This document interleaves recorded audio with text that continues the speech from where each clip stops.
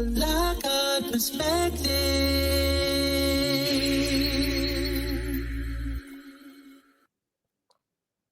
Well, it looks like there were at least 18 people in New York, all employees, who were arrested on Thursday for allegedly stealing identities to get financial benefits during the COVID pandemic. The suspects are accused of impersonating homeless people at the beginning of the coronavirus pandemic and using their names to illegally get their pandemic benefits. Some of those people died during the pandemic. So during that time frame, some of those individuals passed away. The suspects included 5 Department of Homeless Services workers, as well as employees of the NYPD, MTA, USPS, as well as NYCHA. Ooh, but weren't they just in a whole bunch of trouble recently, the NYCHA people? Prosecutors believe that they're all responsible for obtaining nearly $1.2 million in fraudulent benefits between April of 2020 and October of 2021. Let's go on ahead and see this particular story. I'm going to give this to you right here. I'm going to give you the full screen as we always do so that you can watch it. And it's pretty shocking. A story of betrayal by public workers in New York City. 18 of them arrested today for stealing identities, some of which belonged to people who were dead. All this to get financial benefits during the COVID pandemic. City employees charged with illegally getting those benefits. And all this was discovered, by the way, with an investigation into those illegal and unregulated ghost guns. Wow.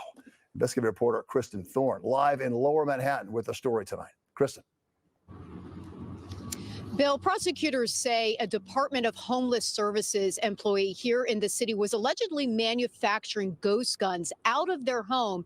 And in the process of looking into that, that's when investigators discovered this other alleged fraud. In total, 5 New York City DHS employees, as well as employees of the NYPD, MTA, U.S. Postal Service, and NYCHA, have been arrested and charged with conspiracy and other charges. So we're talking 18 government workers. Prosecutors believe between April of 2020 and October of 2021, these employees were responsible for stealing $1.2 million in fraudulent unemployment benefits that were being given out during the pandemic. Prosecutors say the DH employees, they believe, basically spearheaded this entire thing because they had access to the personal information of people staying in shelters. They had access to the paper files, to the electronic files, and they would give that personal information out to their co-conspirators, and everyone would use it to falsely file for these benefits and get checks in the mail.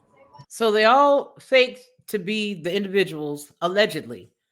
I don't know. I find a whole lot of stuff curious these days, but they pretended like they were the people who were homeless, took their identities, and took the money.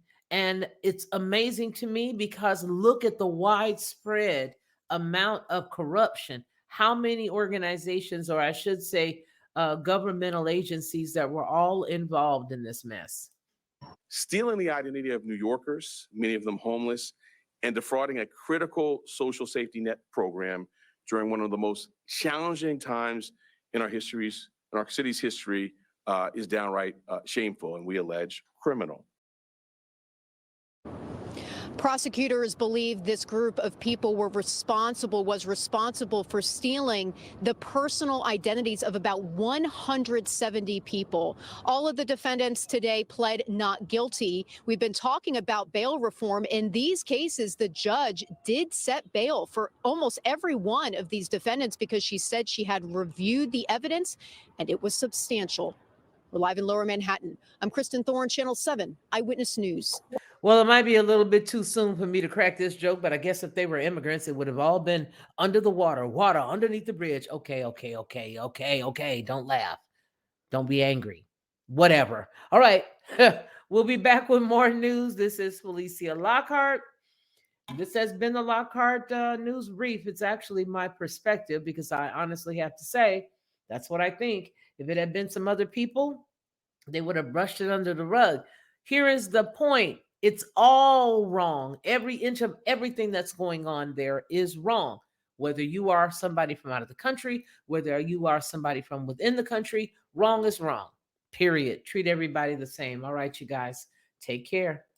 Hey everyone, it's me, Felicia, of the Lockhart Perspective and Headlines with a Voice.